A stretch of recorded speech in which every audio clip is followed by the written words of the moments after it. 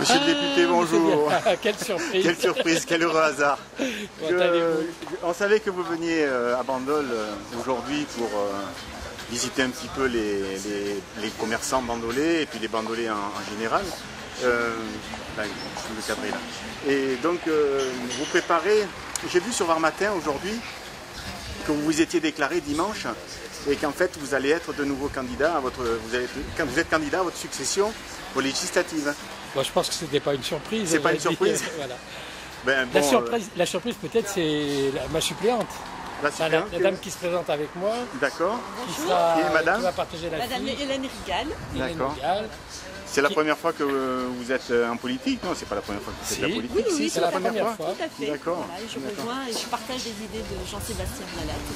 D'accord. Et... Alors Hélène Rigal est sénoise, il faut le dire. Oui. La ville de la Seine étant la ville la plus importante de la circonscription. Oui. Elle est mère de famille, bien sûr, et elle est surtout très impliquée. C'est un chef d'entreprise. Il gère 65 salariés. 65 salariés. À la Seine? Oui. À la Seine et à Sifour. Elle gère des crèches familiales, 3 à Sifour, une à la Seine et des relais assistantes maternelles. Alors pourquoi j'ai choisi Hélène Rigal? Parce que je voulais une femme. Tout le monde parle de parité mais personne ne l'applique. Donc c'était une chose. Bonne idée. Je voulais quelqu'un qui ne soit pas impliqué dans la vie politique, qui soit sénois. Elle est quand même un petit peu de votre bord. Apparemment, elle oui. Pas dans l'opposition.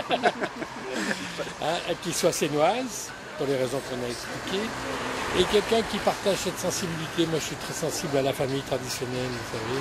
Oui. Un papa, une maman, des enfants, et très important, très sensible aussi à l'éducation de ces enfants. Et avec Hélène, nous partageons tout à fait ces valeurs. Moi, je crois, et je suis sûr qu'Hélène partage cette idée, que tout se dessine dans l'enfance. Et quand je dis l'éducation, c'est évidemment l'apprentissage des savoirs, l'éducation nationale, mais c'est aussi l'apprentissage du savoir-être, du savoir se comporter avec les autres, du respect. Et ça, Hélène et moi partageons les mêmes. Donc la campagne, vous démarrez votre campagne pour les législatives. Quels seront vos critères, vos priorités, s'il peut y en avoir? Quels seront les éléments qui feront que vous développerez plus pour la campagne des législatives? Quelle est la chose la plus importante pour vous aujourd'hui en tant que député et futur député? Il y a deux niveaux. Il y a le niveau national, si vous voulez, avec une des valeurs qu'on vient d'afficher, la famille, le respect, qui est intégré, l'éducation, donc, le travail et la reconnaissance du mérite. Parce qu'à mon avis, comme le disait notre ancien président, il est quand même normal qu'on ait des revenus supérieurs quand on travaille que quand on ne travaille pas. C'est un peu normal. Voilà. Le contraire serait étonnant. Donc on défend ces idées-là. On défend aussi des idées en matière d'Europe.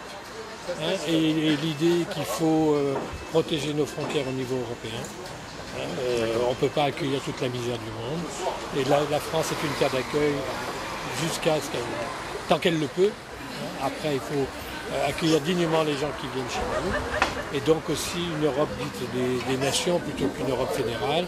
C'est-à-dire qu'il faut que chaque nation garde sa vraie souveraineté et faire attention au déficit démocratique de la communauté européenne. Voilà les idées. Sur le plan local, on a aussi quelques idées. Oui. Sur la LGV, mais je l'ai déjà exprimé. On en a déjà parlé. La défense du territoire, la protection de l'environnement avec, bien sûr, c'est pas un nom catégorique au gaz de schiste, mais avec les techniques actuelles, c'est pas possible.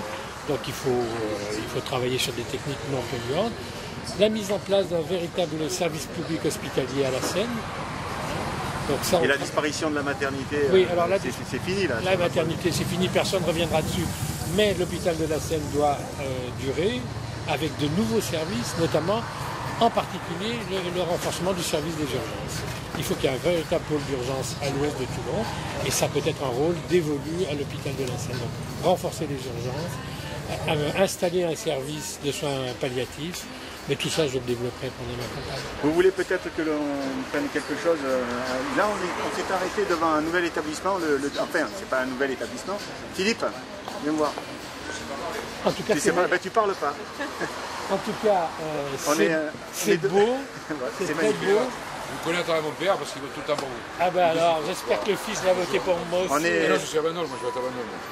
Mais pour les législatives. Ah, législative, pardon. Voilà, Voilà. législative. M. Virati, je connais mon père, il parle comme M. Virati. Il a fait de belles terrasses, j'espère qu'il est en règle avec la municipalité. Je le suis. Il est. Non, mais on s'arrêtait là parce que tu as refait ton établissement il y a peu de temps. Oui. C'est le Donkey qui existe depuis très longtemps. Oui. Et tu as refait tout 73. un agencement qui est magnifique. Hein. Vous avez des spécialités? Quel type de cuisine vous faites? Allez, on fait la pub à Philippe. Allez, Quel type de cuisine? Il est chef, là, regardez. Ouais. Il est chef, quel type de cuisine? Poisson. Le plus simple, c'est de venir goûter. Voilà. C'est bon, tout le monde est content, c'est magnifique, c'est vrai que c'est bon. On viendra tester. Je peux le confirmer. Il est venu plusieurs fois. On viendra Et tester. en tant que grand-père, vous pouvez venir aussi, ça marche. Ah oui? Pourquoi il y a un menu pour les enfants? Voilà, c'est pour ça. Alors moi, Je peux le confirmer. ça me permet de dire un mot sur la politique touristique qu'on doit avoir. C'est important à Bandol. Hein. À Bandol, c'est particulièrement important. C'est important dans toute la circonscription. Vous voulez vous déplacer là, j'aurai plus de lumière, Voilà. monsieur Vialat. Merci. Les professionnels du tourisme ne doivent pas tout attendre des municipalités. Le travail des municipalités, c'est de mettre en place les infrastructures routières, parking, aménagement des plages, propreté. Après, c'est leur boulot. Et je veux dire, on a une chance inouïe dans cette région. Si on sait jouer la carte, aujourd'hui, les touristes, ils cherchent quoi? Ils cherchent la sécurité. Ils cherchent la sécurité géopolitique, pas de troubles. Ils cherchent la sécurité sanitaire, parce qu'il y a de plus en plus de crises sanitaires, chikungunya, tout ce que vous voulez. Et nous, on a tout ça à leur offrir.